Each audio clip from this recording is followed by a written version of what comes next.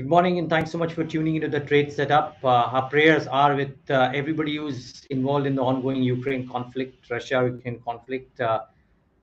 We hope that the damages get contained to as little as possible. The developments, well, US has ramped up the Russia sanctions because West fears the fall of Kyiv. If you look at the social media of some of the reporters based out of Ukraine or otherwise, you will see that that situation seems to be fairly imminent. Again, cross fingers for the humanitarian forces involved there. Oil just was above $100 a barrel and slipped below the $100 per barrel mark after the Russian energy sector escaped getting sanctions. So it did not get sanctions, and that was one good thing. And the templated move, Japanese yen, US dollar, gold, all of them up in a completely templated move to safe havens quite considerably, and risk off, of course, being the dominant pace. The thing to think of, viewers, also is that there is thoughts starting to come now in a weird, perverse sort of way, whichever you call it, that because of these developments, the interest rate scenario across the world might actually change a little bit as well. So let's wait and watch. Who knows? The U.S. markets, though, bounced back in yesterday's session. The Nasdaq was very close to being the bear market territory, and from there zoomed up in trade to close up substantially higher. So that is actually the key factor of what happened in trade yesterday. From a trade perspective, the Nasdaq had a very sharp bounce back. So keep that at the back of your mind that the US markets had a strong up move, and that should be showing in the way the Asian screen is looking like in the session today. So that is something that everybody has to keep in mind. We should bring up Asia and should show the SGX Nifty to just try and tell you the mood around what's happening in the Asian screen as well, and what's happening to SGX Nifty. So a bit of green on the screen, a bit of a relief rally. I mean, some people would call this a relief rally, some people would call it a dead cat bounce, and various names can be given to this. What matters is the color on the screen for the moment, and that is a bit of green. I think the SGX will show you a similar thing. There's a bit of green on the screen when it comes to the Asian sentiment by and large. Remember, Nifty had a very nasty fall in trade yesterday, and rightly so. Aside of getting worried about what's happening to geopolitics, oil above 100 is very bad piece of news for Indian markets. In today's session, a bit of a bounce back. By the way, Prime Minister Modi spoke to Vladimir Putin as well. This is, of course, sourced from ANI and PIB, citing PMO, of course, that Vladimir Putin did brief Prime Minister Modi on the recent developments regarding Ukraine, and Prime Minister Modi reiterated that differences between Russia and NATO can only be resolved through honest and sincere dialogue, and appealed for an immediate cessation of violence, and called for concerted efforts from all sides to return to diplomacy and dialogue. So, well, India has kind of shown its hand as well. There's a lot of talk on what has been India's stance. I think this kind of, in some fashion, clarifies that. So, what's the trade setup today looking like? Well, there's a bounce back imminent today. Obviously, you don't need me to tell you that; it's obvious. But I don't know if the difficult call is to talk about the leverage trade practicality. Yesterday, for all those who went home carrying the shorts, it will be a really unpleasant scenario this morning, right? Was it a bad call? Well, on hindsight, it was. But everybody thought that the conflict will last. But I don't think too many people penciled in that there'll be a sharp move upwards. Some people did, and they used options to do that, and which is a credible thing. But I'm just telling you, India VIX was up 28% in the last 3 days, but it's nowhere close to the March 2020 levels, by the way. Then VIX was probably northwards of 55 or thereabouts, current, or maybe more than that actually. Currently, it's 31, which is sharp, but nowhere close to those levels. So keep that in mind. And if you want to indeed play leverage because you believe that you can time the market, maybe just maybe call options might be a good way. By the way, look at this. Look at this table. It gives you a sense of the kind of damage that happened at different strikes. No, not this one. At the different strikes for the Nifty, 16,000. I've taken four options, so 16,500. I think 600, 800, and 17,000. And the March 31st strikes.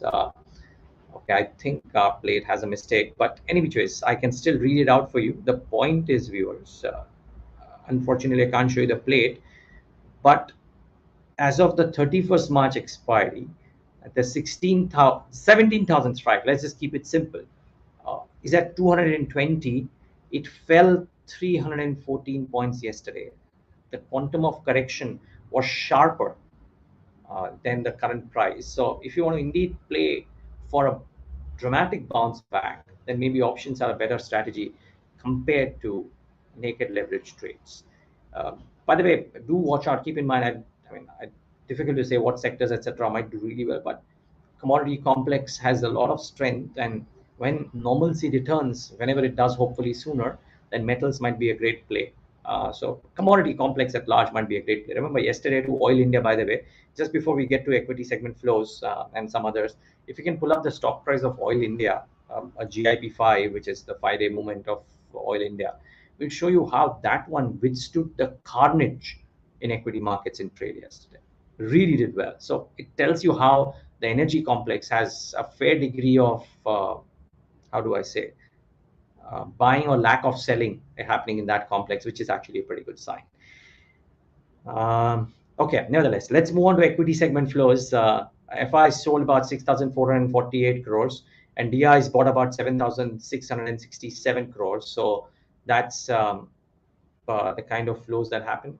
Stocks to watch. At some point of time, we will try and get you the Oil India stock price move as well. But let's move on to the stocks to watch. The NSE index changes, some changes announced there. One change, so Apollo Hospitals will replace IOC from March 31st.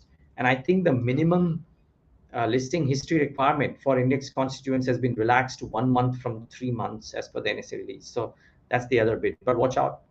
I don't know if, yes, sometimes these index changes have an impact on the stock price.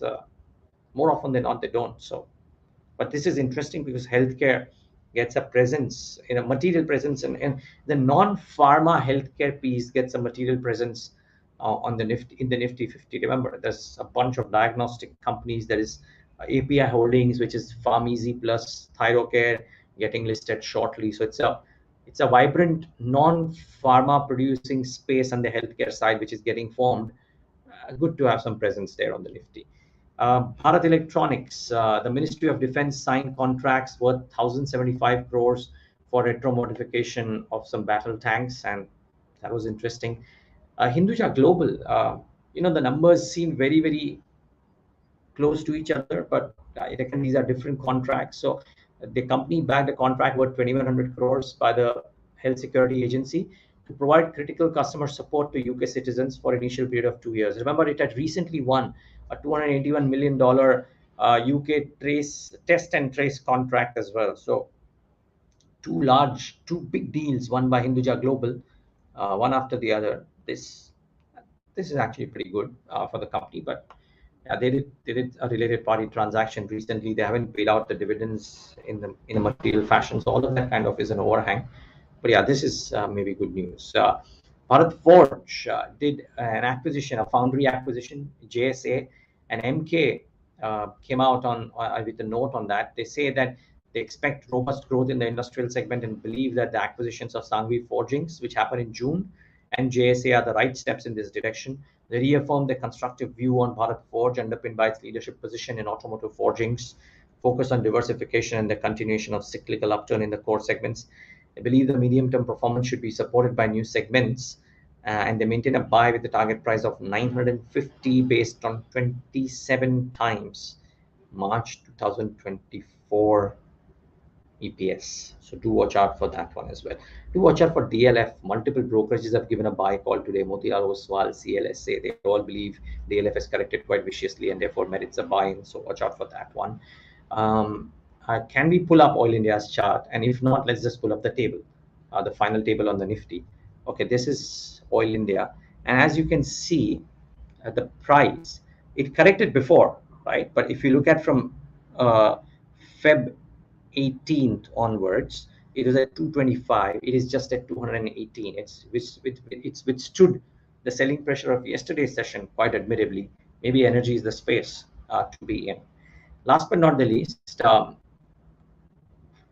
there's data. I'm just presenting this data. pure economics, no emotion included. Analysis of data suggests that at various points of time in the geopolitical issues, the Nifty performance a year later usually tends to be very, very strong. Equity markets shrug off uh, all forms of crisis. The WTC, the first column is the 1990. You've got that thing slightly confused, but that was the WTC bombing in 1993. But in 1 month later, the Nifty was down 17%. 12 months later, it was up 61%. Kargil War up 37% 12 months later. The WTC bombing of 2001, the Nifty stayed quiet. The Iraq War, Nifty went up 68% as well. So pure economics, pure math, emotionless. The indices tend to do well. So, after 12 months. So keep that at the back of your mind as you decide your investing decisions. Completely separate from how you and I feel about this sad stuff that is going on in Ukraine. The heart goes out to almost everybody who is involved there. May there be safety and some sense and some better times coming in sooner rather than later. Hope for that. Thanks so much for tuning in. And if you're stepping out, please stay masked up.